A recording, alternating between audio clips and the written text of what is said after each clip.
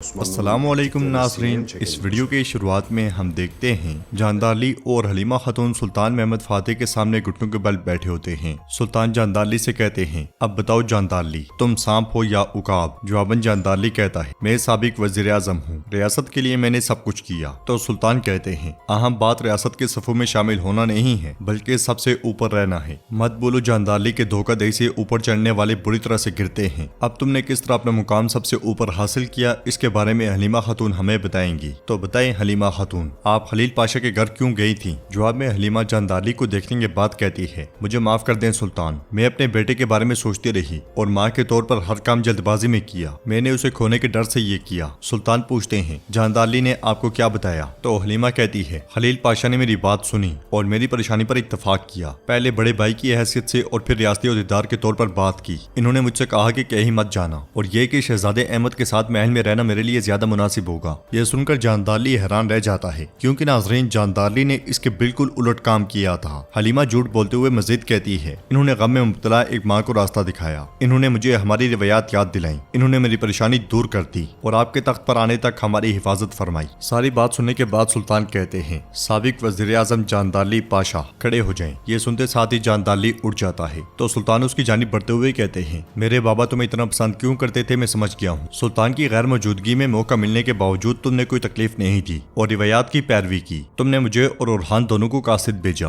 ریاست صرف تم جیسے وزیروں کے ساتھ قائم رہتی ہے جو روایات کو جانتے ہوں۔ جاندارلی پوچھتا ہے، کیا آپ نے مجھے اس وقت میرے گھر سے صرف اس لیے بلایا کہ میں نے روایات کی پیروی کی، اس حالت میں بھی؟ جواباً سلطان کہتے ہیں، میں نے ایسا اس لیے کیا تاکہ تم اسے بھول نہ جاؤ، تم روایات کو جانتے ہو اور عقل مند ہو۔ یہ مت بھولنا کہ تمہاری زندگی میرے منہ سے نکلنے والے الفاظ پر منحصر ہے۔ اب جاؤ اور آرام کرو، میں کل دیوان میں تمہیں اپنے حضور دیکھنا چاہتا ہوں۔ یہ کہتے ساتھ ہی سلطان پھر سے تخت پر بیٹھ جاتے ہیں اور جاندارلی کہتا ہے، جیسے آپ کا فرمان عظیم سلطان معظم۔ یہ کہتے ساتھ ہی جاندارلی آہستہ آہستہ پیچھے ہٹتا ہوا باہر آتا ہے اور باہر زگنوز پاشا اور شہاب الدین کو دیکھنے کے بعد چلا جاتا ہے۔ اسے دیکھتے ہوئے زگنوز پاشا کہتے ہیں، اس نے اپنا سر بچا لیا، تاہم اس کا غرور ٹوٹ چکا ہے۔ تو شہاب الدین پاشا کہتے ہیں، بالکل، ہمارے سلطان نے اسے دکھا دیا کہ اصل طاقت کس کے پاس ہے، ورنہ وہ سر جھکا کر نہ جاتا پاشا۔ اندر سلطان حلیمہ خاتون سے کہتے ہیں، حلیمہ خاتون اب آپ کی باری ہے۔ سلطان کا اشارہ کرتے ساتھ ہی حلیمہ خاتون کھڑی ہو جاتی ہیں۔ سلطان مزید کہتے ہیں، خلیل پاشا نے بھی آپ کی اس حرکت پر آپ کی حمایت نہیں کی تو بتائیں آپ کہاں جا رہی تھی؟ جواباً حلیمہ کہتی ہے، اپنے بابا کے پاس، اسفندیار سرزمینوں پر۔ یہ سن کر سلطان اٹھ کر آگے بڑھتے ہیں اور گرجتے ہوئے کہتے ہیں، کیا آپ نے نہیں سوچا کہ محمد آگ کے گھوڑے پر سوار ہو کر آپ کے پیچھے آپ کے اجداد کی سرزمین اسفندیار پر آ جاتا اور آپ کے بابا کے گھر کو وہیں جلا دیتا؟ حلیمہ کہتی ہے، میرے سلطان میں جانتی ہوں کہ میں نے غلط کیا، میں نے اپنی اولاد کے لیے سب کچھ کیا۔ جواباً سلطان کہتے ہیں، آپ نے میری نظروں میں اپنی عزت کو کچل ڈالا، آپ نے میری حاکمیت پر سوال اٹھایا اور میرے بھائی احمد کے ساتھ بھاگنے کی کوشش کی۔ حلیمہ کچھ کہنے ہی لگتی ہے کہ سلطان شدید غصے میں کہتے ہیں، دوبارہ کبھی بیچ میں مت بولیے گا، اپنے بابا مراد خان سے محبت کی خاطر میں آپ کی جان بخشتا ہوں۔ حلیمہ ان کا ہاتھ پکڑتے ہوئے کہتی ہے، آپ کی عمر لمبی ہو سلطان۔ مگر سلطان ہاتھ پیچھے کرتے ہوئے کہتے ہیں، میں نے صرف جان بخشی کہا ہے، میں نے یہ نہیں کہا کہ میں نے آپ کو معاف کر دیا ہے۔ یہ کہتے ساتھ سلطان تخت پر جا بیٹھتے ہیں اور مزید کہتے ہیں، احمد اپنی تربیت حاصل کرنے تک مارا خاتون کی نگرانی میں رہے گا۔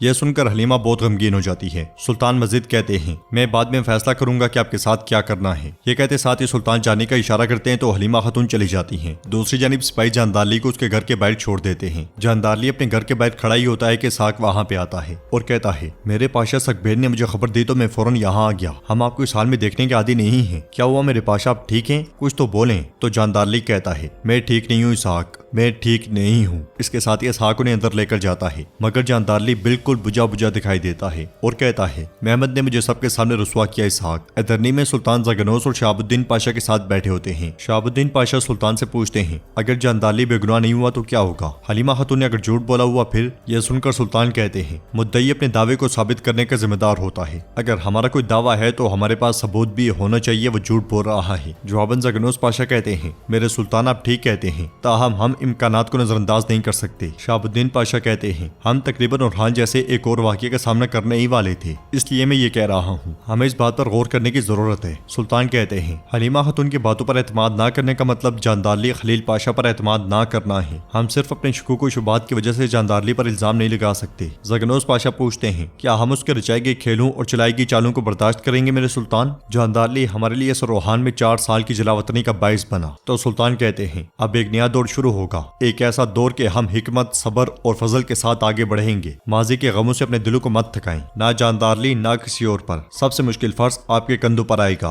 कल वज़ीर-ए-आज़म के इंतखाब के लिए एक बड़ा और तारीखी दीवान मुनक्किद होगा। मैं चाहता हूँ कि हर कोई इस दीवान में मजबूत खड़ा रहे, खास तौर पर आप लोग। ये कहते साथ ही सुल्तान चले जाते हैं। दूसरी जानिब इसाक जानदारली से कहता है मेरे पाशा मैंने आपसे कहा था लेकिन आपने मेरी बात नहीं मानी। ज़गनोज शहाबुद्दीन खामोश नहीं रहेंगे। मैंने कहा कि वो मेहमद को मुतासिर करेंगे लेकिन आपने मेरी बात नहीं सुनी। अब अपना हाल देखें। लेकिन हलीमा खातून एक ईमानदार खातून है। अगर हमारा सर अब भी हमारे कंधों पर मौजूद है तो ये उनकी बदौलत है। अब मैं तो जानदारली कहता है बाहर निकल जाओ इसाक। मगर इसाक बोलता ही चला जाता है कल वज़ीर-ए-आज़म का इंतखाब किया जाएगा मेरे पाशा, ये वक्त नहीं है। मगर तो जानदारली गुस्से से कहता है मैंने कहा तुम बाहर निकल जाओ इसाक। फिर खड़े होकर अपने सिपाही अतमाजे से कहता है तुम अभी एक मुर्गी ज़िबाह करो, ये हमारी रिवायात में है। हम जंग से पहले गोश्त खाते हैं, पकाओ फिर हम खाएंगे और इस तरह कल मजबूत खड़े होंगे। ये कहते साथ ही वो सीढ़ियां चढ़ी रहा होता है कि इसाक पूछता है मेरे पाशा में समझा नहीं कौन सी जंग? तो जानदारली कहता है दीवान हमायूं की जंग। या तो वो बुज़दिल जीत जाएंगे और हम उनके पैरों तले पत्थर बन जाएंगे, या हम जीत कर हैदरनी के पहाड़ बन जाएंगे। दूसरी जानिब सुल्तान नमाज अदा कर रहे होते हैं और नमाज के बाद हाथ उठाकर दुआ मांगते हैं। ये देखकर उनके पास खड़ी बाहर कहती है अल्लाह कबूल फरमाए मेरे सुल्तान। सुल्तान आगे बढ़ते हुए कहते हैं मुझे अपनी दुआओं में मत भूलना खातून, अब मेरे कंधों पर पूरी उस्मानी रियासत का बोझ है। इसके साथ ही दोनों बैठ जाते हैं और बाहर कहती है सुल्तान मेरी दुआएं हमेशा आपके साथ हैं। इंशाअल्लाह सल्तनत पर आपकी हुक्मरानी से हमारी रियासत मजीद मजबूत हो जाएगी। मुझे यकीन है कि जो ख्वाब आपने सरोहान में देखे थे वो एक एक करके पूरे होंगे। यह सुनकर सुल्तान कहते हैं इंशाअल्लाह, लेकिन कल एक मुश्किल दिन होने वाला है, अल्लाह करे सब कुछ खैर से हो जाए। तो बाहर कहती है सुना है कि आपने दीवान बुलाया है, सबको तजस्सुस है कि नया वज़ीर-ए-आज़म कौन होगा। यह सुनकर महमूद फातिह गुस्से से कहते हैं क्या तुम अपनी दिलचस्पी को दूसरे लोगों का नाम देकर पूछती हो बाहर? ये रियासत के मसले हैं,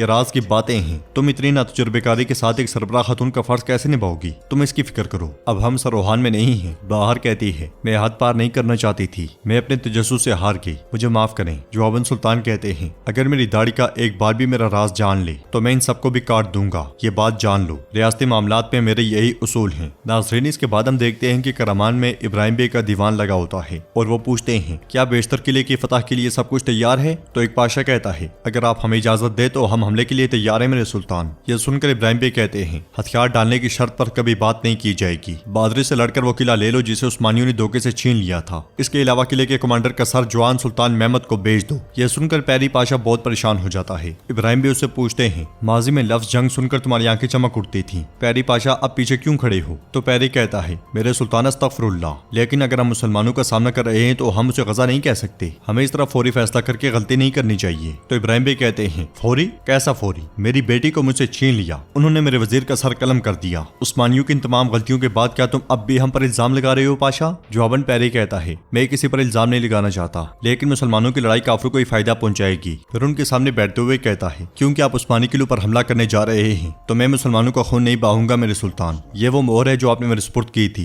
ये आप वापस ले लें। इब्राहिम बे मोहर ले लेते हैं और पैरी अपने ओहदे से दस्तबरदार होकर चला जाता है। तो नाज़रीन, इसके साथ ही एपिसोड भी इख्तिताम पजीर होती है। अगर आपको वीडियो पसंद आए तो वीडियो को लाइक करें, चैनल को सब्सक्राइब करें और बेल आइकन पर लाजमी से क्लिक कर दें। इंशाल्लाह मिलते हैं नेक्स्ट वीडियो में, तब तक के लिए रखें अपना और अपनों का बहुत ज्यादा ख्याल। अल्लाह निगहबान।